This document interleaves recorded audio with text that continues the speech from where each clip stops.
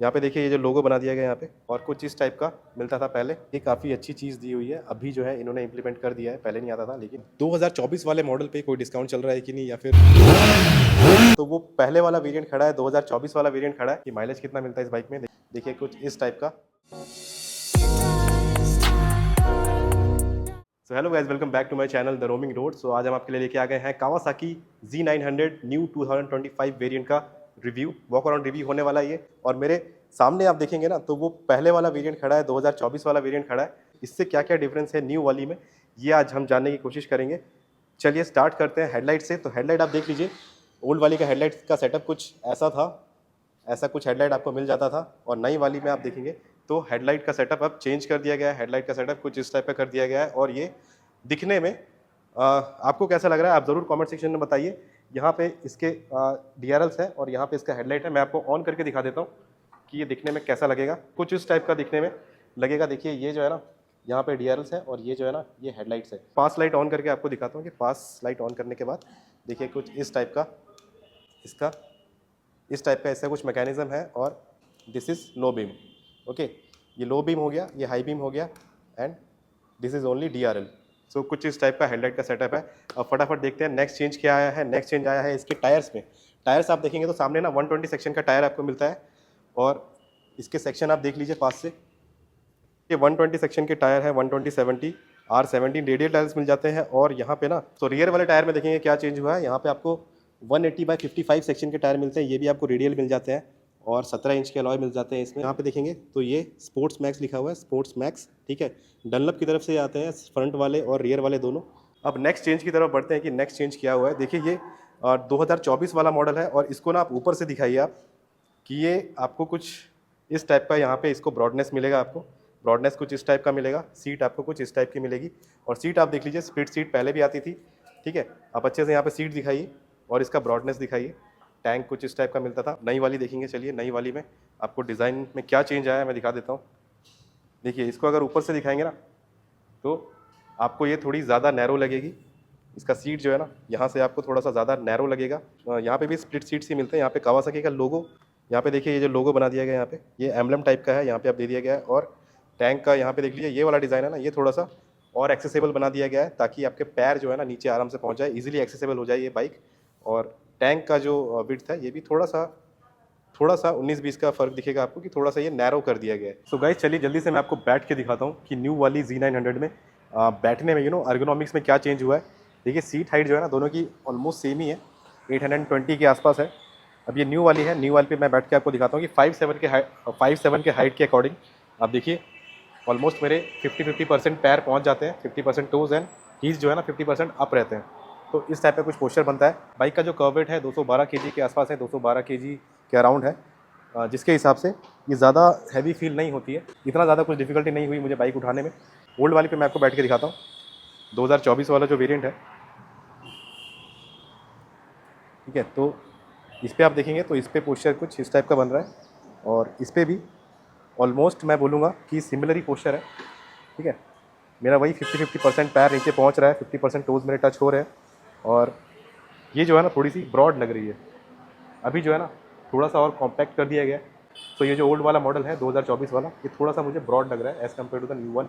दोनों ब्लैक है, लेकिन ये ग्लॉसी है और ये मैट ब्लैक है। ये मेटल ब्रश फिनिश कर दिया गया, एल्यूमिनियम ब्रश फिनिश कर दिया गया है। यहाँ पे Z लिखा हुआ है, और ये कुछ इस टाइप का है। पहले वाले मॉडल में आप देखिए तो Z900 यहाँ पे लिखा है, और ये जो है ना ये ये फाइबर का ही पार्ट है, और कुछ इस टाइप का मिलता था पहले, और अब यहाँ पे चेंज कर दिया गया है।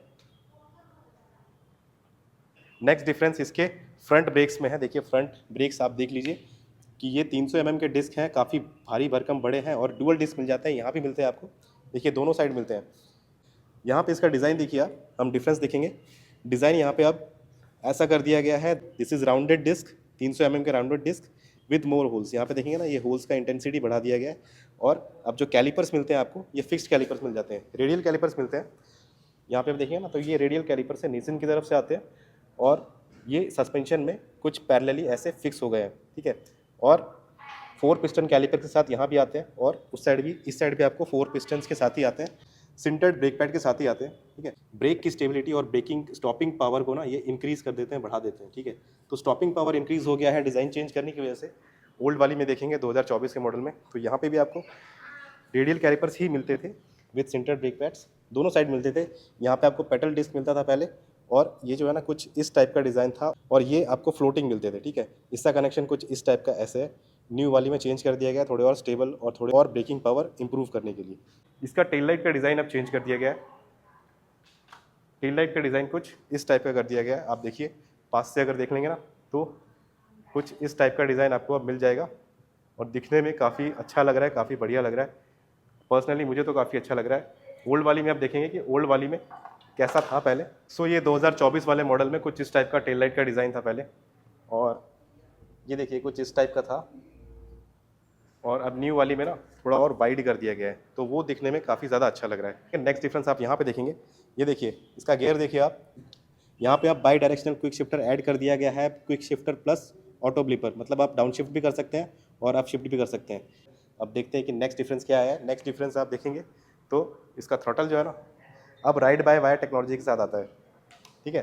तो ये एक बहुत अच्छी चीज़ है कि कंपनी ने इसमें अब राइड बाय वायर इंप्लीमेंट कर दिया है। और अब मेजर चेंज क्या हुआ है इसमें देखेंगे, अब पास में आ जाइए आप। सबसे बड़ा अपग्रेड हुआ है इसके मीटर कंसोल में।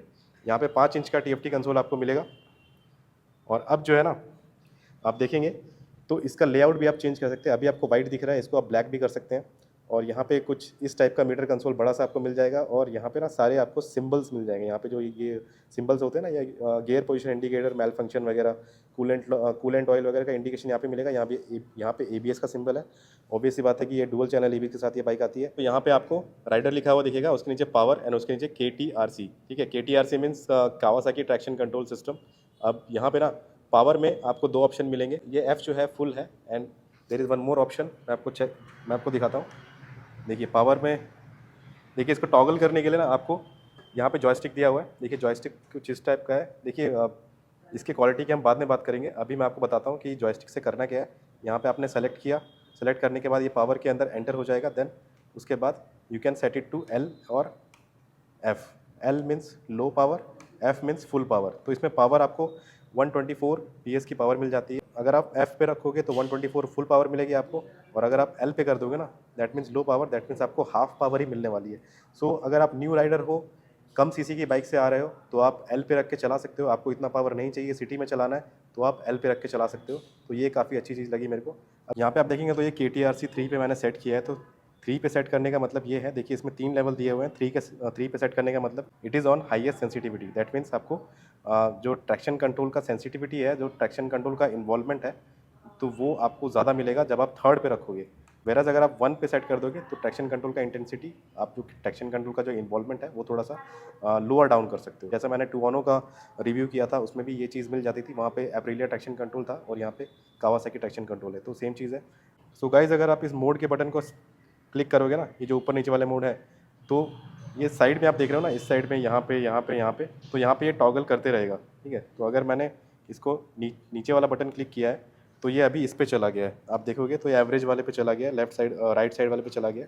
तो एवरेज यहाँ पे देखिए, ये एवरेज, अभी ये गाड़ी न्यू है तो अभी यहाँ पे एवरेज 1.0 शो कर रहा है। एंड देन आप रेंज शो करेगा, and then average speed show करेगा, then total time taken and battery voltage show करेगा, ठीक है। एंड मैक्सिमम लीन एंगल, इसके बारे में मैं आपको बताऊंगा कि मैक्सिमम लीन एंगल जो है ना, ये लेफ्ट और राइट का दिखा रहा है 18 डिग्री एंड 13 डिग्री, ये यहाँ से सेट होता है।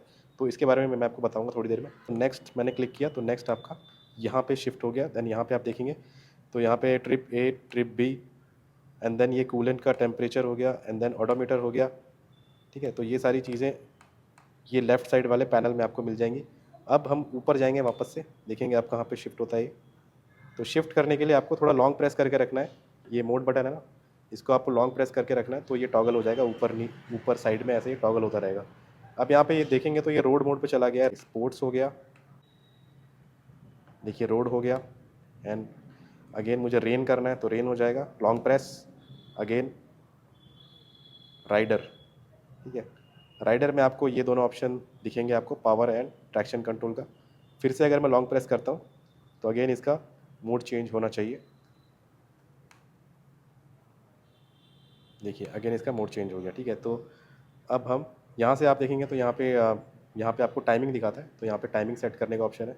सो गाइज आप देखेंगे तो यहाँ पे आपको आरपीएम मीटर मिल जाएगा, यहाँ पे 0 से यहाँ पे 13,000 तक गया हुआ है। एंड देन यहाँ पे आपको kilometre per hour, that is ये स्पीडोमीटर है, यहाँ पे आपको स्पीड शो करेगा। और ये जो है ना, ये है लीनिंग एंगल। आप देखेंगे ना, ये काफ़ी अच्छी चीज़ दी हुई है, अभी जो है इन्होंने इम्प्लीमेंट कर दिया है, पहले नहीं आता था। लेकिन इसमें आपको क्या होगा कि जब आप बाइक लीन करोगे ना, जब आप बाइक चलाओगे लीन करोगे तो कितने डिग्री तक आप लीन कर रहे हो यहाँ पे आपको शो करेगा। जैसे ही लीन करोगे वैसे ही आपको ये वाला जो सुई है ना, ये वाला जो आपका मार्किंग है, ये आपको लीन होता हुआ दिखाई देगा। ठीक है, तो ये एक काफ़ी अच्छी चीज़ हुई है। एंड ये जो पॉसिबल हुआ है, ये न्यू वाला IMU यूनिट लगाने से ही हुआ है। IMU यूनिट मतलब कि आपका इंटीरियर मेजरमेंट यूनिट होता है, जो कि 5 एक्सेस इंटीरियर मेजरमेंट यूनिट आपको दिया जाता है इसमें। तो न्यू वाले IMU यूनिट लगाने के कारण ही ये जो है ना, आपको लीनिंग एंगल शो कर पा रहा है यहाँ पे। और न्यू वाला IMU सिस्टम लगाने के बाद ना आपको ये ट्रैक्शन कंट्रोल वगैरह ये सारी चीज़ें भी बहुत सारी चीज़ों में हेल्प करता है। बेसिकली बाइक का जो ये होता है ब्रेकिंग रिस्पॉन्स, ट्रैक्शन कंट्रोल, तो बहुत सारे फैक्टर्स होते हैं जो कि इसमें इन्वॉल्व रहते हैं, और जिसके लिए ये IMU सेटअप करने के बाद जो कि बेनिफिशियल हो गए हैं, जो कि और ज़्यादा इफेक्टिव हो गए हैं। देखते हैं यहाँ पे, ये देखिए फ्यूल का इंडिकेशन है। तो चलिए अब देखते हैं कि और क्या चेंज आया है। सो गाइस, क्रूज कंट्रोल का नया फीचर इसमें अब दे दिया जाता है। तो सेट कहाँ से करना है मैं आपको दिखा देता हूँ। देखिए यहाँ पे हैंडल पे आप देखेंगे लेफ्ट साइड में, तो ये सेट करने का ऑप्शन यहाँ पे आपको मिल जाता है। यहाँ से आप क्रूज कंट्रोल सेट कर सकते हो। यहाँ से बेसिकली आप स्पीड लिमिट इंक्रीज़ कर सकते हो और स्पीड लिमिट डाउन कर सकते हो। सो गाइस, जल्दी से देखते हैं कि मीटर में आपको और क्या क्या चेंजेस मिल जाते हैं। अभी देखिए मैंने इसको ब्लैक पे सेट कर लिया, तो ब्लैक पे सेट होने के बाद ये कुछ इस टाइप का दिखता है। ठीक है, तो इसको मैंने सेट कैसे किया ये मैं आपको दिखाऊंगा, सब कुछ दिखाऊंगा। देखिए इसके अंदर ना आपको सेलेक्ट पे क्लिक करके रखना है। ये जो आपका सेलेक्ट का बटन है, तो ये अंदर सेटिंग में चला जाएगा। यहाँ पे आपको ये सारे ऑप्शन मिल जाएंगे। शिफ्ट लाइट सेलेक्ट करने का ऑप्शन मिल जाएगा, सेट करने का ऑप्शन मिल जाएगा। देन यहाँ पे इमोबिलाइजर लैंप का ऑप्शन मिल जाएगा, ऑन या ऑफ रख करना है। आप नीचे जाएंगे, डिस्प्ले में आप देखेंगे तो ब्राइटनेस आप सेट कर सकते हैं। बेसिकली पहले आप मोड सेट कर सकते हैं। मोड के अंदर जाएंगे तो मोड में आप दो तरीके के लेआउट आप सेट कर सकते हैं, टाइप 1 एंड टाइप 2। तो अभी हमने टाइप 2 पे रखा हुआ है। सो अब नेक्स्ट जाएंगे ब्राइटनेस पे। ब्राइटनेस में आप देखेंगे तो यहाँ पे 2 लेवल का ब्राइटनेस आप सेट कर सकते हैं, लो एंड अप, दैट्स इट। अब बाहर जाएंगे, बैकग्राउंड में जाएंगे तो बैकग्राउंड में आपको ऑटो, वाइट एंड ब्लैक यहाँ पे देखेंगे ना। सो ऑटो मीन्स ये ऑटोमेटिकली डिटेक्ट कर लेगा, इसमें एम्बियंट लाइटिंग सेंसर आता है, तो उसके थ्रू ये ऑटोमेटिकली डिटेक्ट कर लेगा कि ये रात है या दिन है। तो रात के हिसाब से ये ब्लैक पे सेट कर देगा, दिन के हिसाब से ये वाइट पे सेट कर देगा। और ये जो एम्बियंट सेंसर है ये हेडलाइट के लिए भी काम करेगा। ये इसमें ऑटोमेटिकली हेडलाइट भी आ जाता है, तो उसके हिसाब से ये हेडलाइट ऑन या ऑफ भी कर देगा डे या नाइट के हिसाब से। तो अभी हमने इसको ब्लैक पे रखा हुआ है, तो ब्लैक पे रखेंगे। बाहर निकलेंगे तो बाहर निकलने के लिए आप देखेंगे तो ये वाला बटन जो है ना, रीसेट का बटन, इसको आपको मेन्यू से बाहर आने के लिए प्रेस करना है। नेक्स्ट जाएंगे तो डेट एंड क्लॉक का सेटिंग आएगा आपको। यहाँ से आप डेट एंड क्लॉक का फॉर्मेट चेंज कर सकते हैं। देन आप सर्विस में जाएंगे तो सर्विस में आपको पूरा सर्विस का शेड्यूल आ जाएगा, सर्विस रिमाइंडर वगैरह सब कुछ आ जाएगा। यहाँ पे ऑयल चेंज, राइडर सेटिंग वगैरह सब आ जाएगा। नेक्स्ट जाएंगे तो इसमें ब्लूटूथ कनेक्टिविटी ऑलरेडी आती है, टर्न बाय टर्न नेविगेशन वगैरह सब कुछ आता है इसमें, कॉल, SMS अलर्ट सब कुछ आता है। तो यहाँ पे ब्लूटूथ का सिस्टम आपको मिल जाएगा ऑन या ऑफ करने का। अब बैक जाएंगे तो यूनिट्स का ऑप्शन आएगा, और उसके बाद नेक्स्ट जाएंगे तो कुछ नहीं हो रहा है, दैट मीन्स इसमें इतने ही ऑप्शन है। ठीक है, अब बैक जाएंगे तो बैक अगेन ये मीटर कंसोल में आ जाएगा। तो देखिए ब्लैक लेआउट कुछ इस टाइप का दिखता है। हम फ्यूल टैंक की बात करेंगे ना, तो ये देखिए ये जो फ्यूल टैंक है ये 17 लीटर्स का फ्यूल टैंक है। ओके, तो माइलेज सबसे इंपॉर्टेंट क्वेश्चन है कि माइलेज कितना मिलता है इस बाइक में। देखिए माइलेज आपको सिटी में अराउंड 15 के आसपास मिल जाएगा, 14-15 किलोमीटर पर लीटर के आसपास आपको इसका माइलेज मिलेगा। हाईवे पे आप इसको 17-18 तक लेके जा सकते हैं, 17-18 किलोमीटर पर लीटर का आपको हाईवे पे माइलेज मिल जाएगा। इंजन ऑयल की कैपेसिटी इसमें अराउंड 3.8 तक है, 3.8 लीटर है, तो उतना इंजन ऑयल इसमें आता है। सो गाइज, अगर सस्पेंशन की बात करें तो सस्पेंशन में कोई भी डिफरेंस नहीं है। सामने आप देखेंगे तो ये 43 mm के अपसाइड डाउन फोक्स हैं, और पीछे आपको मोनोशॉक मिल जाता है, जिसका ट्रैवल आपको 140 मिल जाता है। 7 स्टेप एडजस्टेबल है पीछे वाले। 24 वाले मॉडल में भी सेम है, 25 वाले मॉडल में भी सेम है। तो सस्पेंशन में कोई ज़्यादा डिफरेंस नहीं है। एग्जॉस्ट चेक करेंगे, उसके बाद मैं इसको इंजन के बारे में बताऊंगा कि इंजन में क्या क्या चीज़ें मिल जाती है आपको। एक ही स्विच मिलता है, ठीक है, आपको किल करने के लिए, ऑन करने के लिए, एंड देन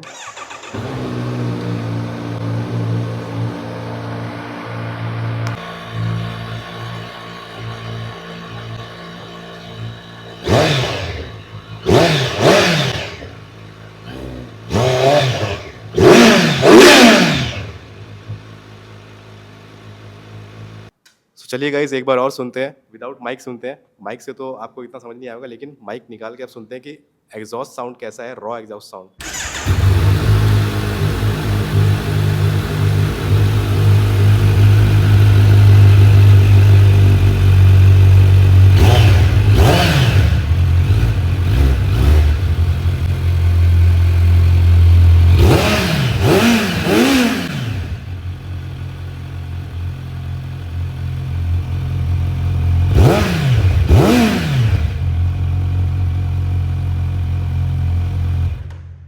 गाइस आप बात कर लेते हैं इसके इंजन के बारे में। इसमें किस टाइप का इंजन मिलता है। इसमें 4 सिलेंडर इंजन मिल जाता है। तो 4 सिलेंडर के पाइप्स आप देखेंगे ना, यहाँ पे कुछ इस टाइप का, यहाँ पे स्पाइडरमैन का वेब मिल जाता है आपको, ठीक है। तो ये जो पानी है ना, इसको आप इग्नोर करिए, ये मॉइस्चर जमा हो जाता है, इसलिए पानी यहाँ पे दिख रहा है। और इंजन की बात करें तो इंजन आपको यहाँ पे 4 सिलेंडर का मिल जाता है, लिक्विड कूल सिस्टम के साथ आता है। यहाँ पे आप देखेंगे तो यहाँ पे ये रेडिएटर ग्रिल है इतना बड़ा, जो कि 124 PS की पावर जनरेट करता है और 78 Nm का टॉर्क जनरेट करता है। 78 Nm का ये टॉर्क जनरेट करके आपको देता है, ठीक है। माइलेज जैसा मैंने आपको बता दिया कि सिटी में आपको वही 15 का माइलेज मिलेगा और हाईवे पे आपको 17 तक माइलेज आपको मिल जाएगा। इंजन जो है ना, इसका इंजन का कंपार्टमेंट आप देखिए, तो यहाँ से देखिए कुछ इस टाइप का कंपार्टमेंट है इंजन का। ये आपको ये फ्रेम मिलेगा यहाँ से, ये ग्रीन वाले जो ग्रीन वाला पार्ट देख रहे हैं ना आप, ये फ्रेम का पार्ट है। और इंजन का कंपार्टमेंट आप देख लीजिए, कुछ इस टाइप का दिखेगा आपको। और उस साइड से अगर देखेंगे, दूसरी साइड से इंजन का कंपार्टमेंट, तो कुछ ऐसा दिखेगा। यहाँ पे आप देखेंगे ना, तो कूलेंट यहाँ से कहीं से भी आप देख नहीं सकते हैं। कूलेंट का पार्ट जो है ना, कूलेंट जो है ना बेसिकली इसके अंदर है। तो कूलेंट एक्सेस करने के लिए आपको इसको ओपन करना पड़ेगा। तो अब बात करेंगे इस गाड़ी की, इस बाइक की बेसिकली प्राइस क्या है, इस सुपर बाइक की प्राइस क्या है। इस सुपर बाइक की प्राइस जो है वो 9,52,000 एक्स शोरूम है। ऑन रोड तक जाते जाते आपको पुणे में 12,80,000 पड़ने वाली है। आपको अपने सिटी का प्राइस जानना है तो डेफिनेटली आप कमेंट सेक्शन में बताइए, मैं आपको बता दूंगा। तो अब बात करते हैं कि 2024 वाले मॉडल पे कोई डिस्काउंट चल रहा है कि नहीं, या फिर अभी भी वो मॉडल अवेलेबल है या नहीं। तो 2024 के कुछ मॉडल्स अभी भी अवेलेबल हैं। अगर आपको पहले वाले मॉडल लेना है तो पहले वाला मॉडल भी आप ले सकते हैं। इसका प्राइस आपको अराउंड 9,38,000 एक्स शोरूम पड़ने वाला है। और ये भी आपको इस पर डिस्काउंट वगैरह नहीं चल रहा है, ठीक है। आपको अब प्राइस उतना ही पड़ने वाला है। अगर आपको ओल्ड मॉडल लेना है तो ओल्ड मॉडल भी ले सकते हैं, लेकिन मेरे हिसाब से ना जो 14,000 का प्राइस गैप है उसमें आपको काफ़ी ज़्यादा चीज़ें मिल जाती है नई वाले मॉडल में। तो अगर आप इस बाइक को कंसिडर करने का सोच रहे हो कि आपको ये कावासाकी Z900 लेनी है तो डेफिनेटली आप ले सकते हो, लेकिन न्यू वाला मॉडल लीजिए, क्योंकि इसमें जो चेंजेस है ना, जो क्रूज कंट्रोल दिया गया है और बाई डायरेक्शनल क्विक शिफ्टर दे दिया गया है, और ये जो TFT कंसोल में जो फीचर्स दिए गए हैं, नया वाला जो IMU यूनिट इसमें दिया गया है, आपको लीनिंग एंगल वगैरह मिल जाता है। वो सारी चीज़ें जो मिल जाती है ना, वो सारी चीज़ें आपको इसमें नहीं मिलेगी, ठीक है। तो ये एक बहुत अच्छी चीज़ है कि 14,000 के ही प्राइस गैप में आपको इतनी सारी चीज़ें मिल जाती है। If I have to choose between the old model and the new one, I will go for the new one. So ये था एक walk around review Kawasaki Z900 2025 वाले वेरिएंट का, न्यू मॉडल का। सो आपको ये रिव्यू कैसा लगा डेफिनेटली आप कमेंट सेक्शन में बताइए। आपके कुछ क्वेश्चंस हैं इस बाइक को लेके तो डेफिनेटली आप कमेंट सेक्शन में पूछ सकते हैं। मेरे वीडियो बने रहने के लिए बहुत बहुत धन्यवाद। लाइक करिए मेरा वीडियो, शेयर करिए वीडियो एंड सब्सक्राइब करिए मेरे चैनल। मिलते हैं नेक्स्ट वीडियो में, तब तक के लिए take care, bye bye and have a safe ride.